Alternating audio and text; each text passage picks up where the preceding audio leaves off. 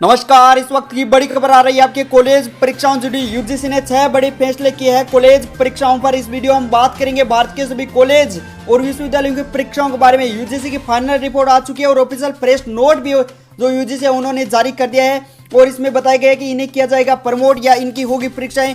संपूर्ण अपडेट इस वीडियो में मिलेगी। जो भ्रम की स्थिति कल से फैली हुई है कि कोई कह रहा है कि परीक्षाएं होगी, कोई कह रहा है नहीं होगी, कोई कह रहा है फर्स्ट ईयर की होगी, सेकेंड ईयर की होगी और अंतिम वर्ष की परीक्षाएं हैं वो भी होगी और कोई कह रहा नहीं होगी। तो संपूर्ण अपडेट आपको इस वीडियो में डाउट करे होने वाले, तो वीडियो को एंड तक जरूर देखिएगा। साथ में चैनल को जरूर सब्सक्राइब कर लीजिएगा। देखिए, विश्वविद्यालय अनुदान आयोग यूनिवर्सिटी ग्रांट्स कमीशन के द्वारा ये प्रेस नोट रिलीज किया गया है। 29/2/2020 को ये जारी किया गया है। आप ये देख सकते हो। इस महामारी के मद्देनजर परीक्षा और शैक्षणिक कैलेंडर पर यूजीसी दिशा निर्देश यहाँ पे जारी किए गए हैं। इसके अंदर और कल जो फैसला हुआ था उसकी पूरी अपडेट है। देखिए, आदरणीय मैडम सर यहाँ पे लिखा हुआ है, यानी कि सभी जो यूनिवर्सिटी कॉलेज है उनको ये पत्र भेजा गया है और वहाँ के वाइस चांसलर है सभी के, उनसे ये विनम्र अपील की गई है। देखिए, इस महामारी और उसके बाद के लॉकडाउन के मद्देनजर विश्वविद्यालय अनुदान आयोग ने अकादमी नुकसान से बचने के लिए छात्रों के हित में उचित उपाय करने के लिए परीक्षा और अकादमिक कैलेंडर संबंधित मुद्दों पर विचार विमर्श करने और बनाने के लिए एक विशेषज्ञ है समिति का गठन किया। विशेषज्ञ समिति ने विश्वविद्यालयों, कुलपतियों, कॉलेज के प्राचार्यों और विभिन्न इलेक्ट्रॉनिक्स माध्यमों जैसे ईमेल, फोन, व्हाट्सएप, ऑनलाइन बैठकों आदि के माध्यम से हितधारकों के साथ बातचीत की और अपनी रिपोर्ट है वो यूजीसी के सौंप दी। और इसके बाद यूजीसी है उनकी बैठक हुई और ये एचआरडी मिनिस्टर को सौंपी और एचआरडी मिनिस्टर से इसका फिर जवाब आया। तो इसमें देखिए आगे क्या अपडेट दी गई कि विश्वविद्यालय और कॉलेज की स्थिति विविधता को देखते हुए उनकी तैयारियों का स्तर, छात्रों की आवासीय स्थिति, विभिन्न क्षेत्रों, राज्यों और अन्य कारकों में फैली इस महामारी की स्थिति के कारण इसका व्यापक मूल्यांकन करने के बाद कारकों, परीक्षा और शैक्षणिक कैलेंडर के लिए किसी भी प्रकार की समस्या निपटने के लिए एक योजना बना सकते हैं। यह दोहराया जाता है कि विश्वविद्यालय को सभी हितधारकों के सर्वोत्तम हितों को ध्यान में रखना चाहिए। दिशा निर्देश को अपनाने और लागू करते समय निवारण उपायों के लिए प्रोटोकॉल का पालन करते हुए सभी संबंधित के स्वास्थ्य और सुरक्षा को सर्वोच्च प्राथमिकता वो देनी चाहिए। यानी दोस्तों, यहाँ पे साफ साफ ये कहा गया है कि जो अभी ये महामारी ज़्यादा फैल रही है तो इसके कारण छात्र हितों का यहाँ पे ध्यान रखा जाना चाहिए। विशेष रूप से इन्होंने ये बात यहाँ पे दोहराई है। तो इसमें 6 बड़े मुद्दे हैं वो इस वक्त जारी किए गए हैं। एक एक करके आपको बताऊंगा। देखिए, पहला जो बड़ा मुद्दा जो फैसला लिया है यूजीसी ने, देखिए, शैक्षणिक अपेक्षाओं और परीक्षा जो प्रक्रिया की जो अखंडता की पवित्रता को बनाए रखते हुए विश्वविद्यालय समय समय पर यूजीसी द्वारा निर्धारित सीबीएस से आवश्यकताओं का अनुपालन और प्रक्रिया को पूरा करने के लिए वैकल्पिक और सरलीकृत मोड और परीक्षा के तरीकों को अपना सकते हैं। इनमें एमसीक्यू, ओएमआर आधारित परीक्षाएं, open book, open science assignment या प्रेजेंटेशन आधारित आंकलन आदि इसमें शामिल है। देखिए दोस्तों, इसमें इस प्रकार से कहा गया है कि आप विद्यार्थी को वो उत्तर पुस्तिका भी उसको साथ में लेने के लिए उनको बोल सकते हो, जिससे कि जल्दी से जल्दी एग्जाम निपट जाए। और साथ में आप बिल्कुल भी उसमें अवकाश मत दीजिएगा, बीच में गैप मत दीजिएगा और आप परीक्षा उस हिसाब से आप करवाना चाहते हो। यदि आपकी महामारी जिस राज्य में कम है वहाँ पर आप करवा सकते हो। दूसरा मुद्दा देखिए, विश्वविद्यालय प्रत्येक परीक्षा में दिए गए समय को 3 घंटे, जहाँ पर 3 घंटे होते हैं वहाँ पर 2 घंटे तक कम करने की यहाँ पे बात की गई है। यानी कि आप 3 घंटे की जगह 2 घंटे वहाँ पर कर सकते हो। ये भी आपके लिए है और इसमें सरलीकृत अपना सकते हो, परीक्षाओं के कुशल और नए तरीके अपना सकते हैं अगर जरूरत पड़े तो, लेकिन गुणवत्ता समझौता किए बिना, ताकि प्रक्रिया को कहीं पारियों में पूरा किया जा सके। उसी समय एक छात्र के प्रदर्शन का भी मूल्यांकन करने के लिए पवित्रता बनाए रखी जानी चाहिए। इसके साथ ही तीसरा बड़ा मुद्दा देखिए, विश्वविद्यालय अपने अध्यादेश, नियम और विनियम परीक्षा की योजना के अनुसार ऑफलाइन या ऑनलाइन मोड से टर्मिनल, इंटरमीडिएट, सेमेस्टर, ईयर परीक्षाओं का आयोजन कर सकते हैं। यानी कि दोस्तों, इसमें आप देख सकते हो कि कहा कि जिस हिसाब से जो भी विश्वविद्यालय ऑफलाइन भी परीक्षा करवा सकते हैं, ऑनलाइन मोड से भी करवा सकते हैं यदि उनके पास कोई साधन है तो। तीसरे बिंदु में ये। चौथा बिंदु देखिए, पीजी यूजी पाठ्यक्रमों कार्यक्रमों के लिए टर्मिनल सेमेस्टर वर्ष की परीक्षाएं विश्वविद्यालय द्वारा आयोजित की जा सकती है, जैसा कि सामाजिक गड़बड़ी के प्रोटोकॉल को वे अकादमिक कैलेंडर में सुझाव दिया गया है।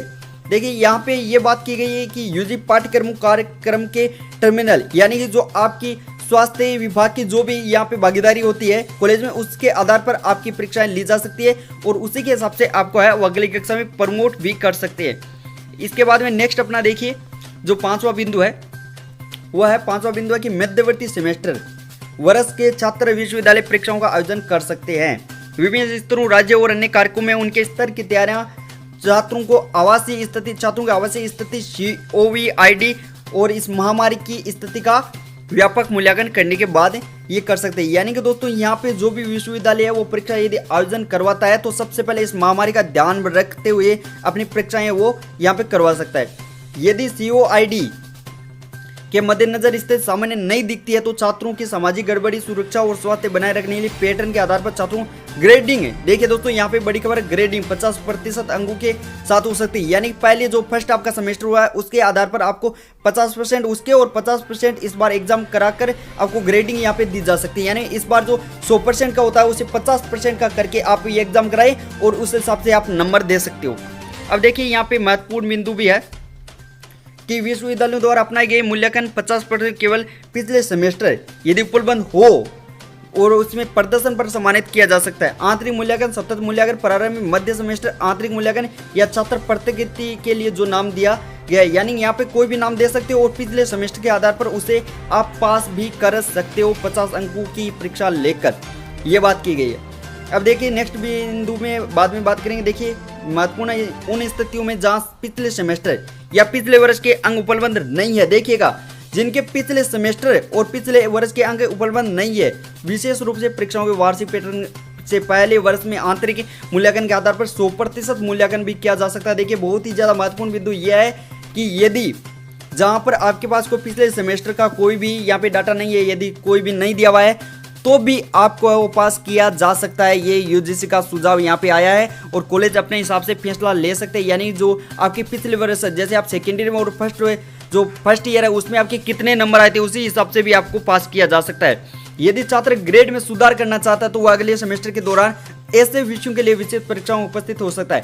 यानी कोई छात्र ये चाहता है कि मेरे पिछले बार कम नंबर आए तो इस बार मेरे ज़्यादा आ सकते हैं तो वो इसके लिए अपील कर सकता है अपने विश्वविद्यालय में और जब भी स्थिति सामने हो सकती है तब वो कर सकता है। अगला बिंदु देखिए, उपरोक्त के अलावा निम्नलिखित कदम उठाने की आवश्यकता है।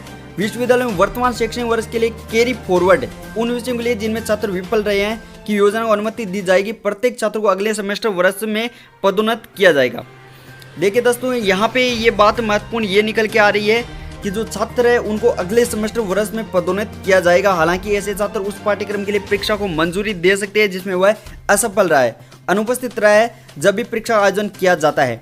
यानी कि दोस्तों यहाँ पे साफ साफ घुमा फिरा के बाद इन्होंने ये बात बोल दी है कि यदि आपके पिछले बार कोई में विषय में आप फेल रहे हो, यदि उसमें मान के चले आपके कोई सप्लीमेंट्री आ गई है तो उस विषय का आपका परीक्षा यहाँ पे देना चाहो तो दे सकते हो, नहीं तो आपके नंबर इस बार ग्रेडिंग के हिसाब से आपको कम मिलेंगे, ये बात की गई है। अगला देखिए, छात्रों को सेमेस्टर वर्ष या पूरक परीक्षाओं के माध्यम से वर्तमान सेमेस्टर पाठ्यक्रम में उपस्थित होने के लिए एक अतिरिक्त अवसर प्रदान करके अपने ग्रेड में सुधार करने की भी अनुमति यहाँ पे दी जा सकती है। यदि छात्र चाहता है तो वो ग्रेडिंग में सुधार कर सकता है स्थिति सामने होने पर।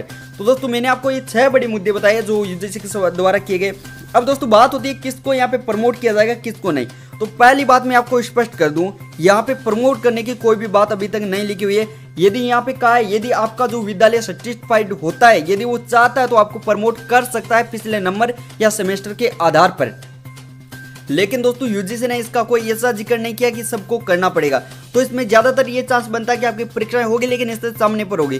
दूसरी बात करें तो क्या फर्स्ट ईयर जो सेकंड ईयर उनको, तो उनकी बात यहाँ पे मैं बता दूं, फर्स्ट ईयर और सेकंड ईयर उन विद्यार्थियों को प्रमोट किया जा सकता है लेकिन अंतिम वर्ष के विद्यार्थियों को बिना परीक्षा प्रमोट नहीं किया जा सकता, ये ध्यान रखिएगा। और MSc उन सभी स्टूडेंट को किया जा सकता है लेकिन अंतिम वर्ष के जो भी विद्यार्थी है उनको किसी हिसाब से यहाँ पे बिना परीक्षा दिए पास यहाँ पे नहीं किया जा सकता। ये मुद्दा है, 6 बड़े मुद्दे बताए, बल्कि हालांकि है बहुत ज्यादा मुद्दे लेकिन मेन मुद्दे थे वही हमने आपको बताए। वीडियो जानकारी अच्छा लगा तो लाइक से कमेंट करना ना भूलिए। आपका डाउट है तो कमेंट सेक्शन में लिख सकते हो। जय हिंद, जय भारत, वंदे मातरम, धन्यवाद।